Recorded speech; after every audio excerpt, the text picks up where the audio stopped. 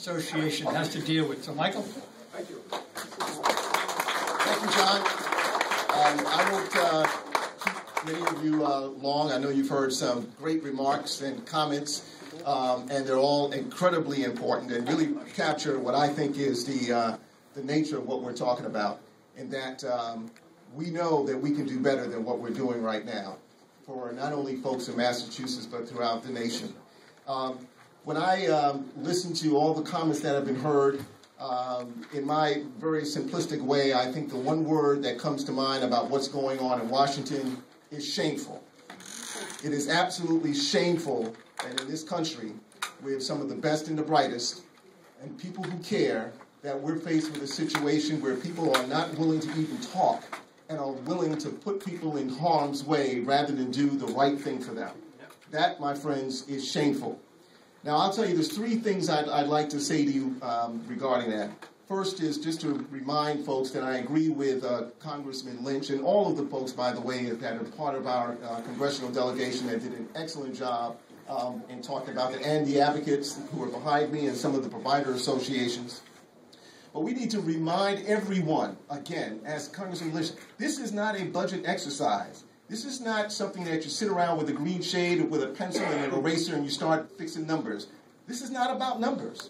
There's a narrative behind each one of the numbers here. And that narrative is a person's life, it's a child who needs help, it's a senior that's looking for food, it's a person with a disability who needs help in school, who won't be able to get that particular help there, or a person with behavioral health or a substance abuse problem. These are people we know, these are people in our communities. This is not about math and a math test.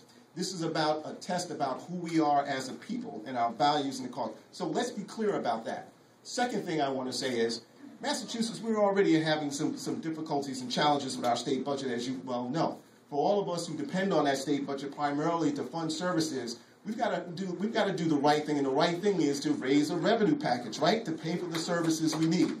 Now, in order for us to do that, we cannot do that and then have this compounded problem that we have that we're trying to solve. And by the way, this is what real leadership is about. Real leadership here in Massachusetts is about seeing a problem and then coming up with a way of fixing it. Even though it may not be the popular thing to do, it's the right thing to do. We don't see that necessarily happening in Washington, and therefore I think we need to bring some more Massachusetts down to Washington. Don't you agree with that? Absolutely. So we've got to realize that we've already got a situation here in Massachusetts that we're dealing with. This will just make that worse if we add on the compound things that we need. And the third thing is, as I said before, this is really a shameful way to govern. And I'm left with a comment that Martin Luther King Jr. said that I think is important when he talked about people who are putting their fingers up in the wind, wondering about, well, what's the right way to go? How should I vote? Should I do yes or should no? What are people thinking about? Well, Dr. King put it very succinctly in one sentence. A genuine leader is not a searcher for consensus, but a molder of consensus. My friends, we need more people down in Washington that are willing to mold that consensus and bring back the money that we need here.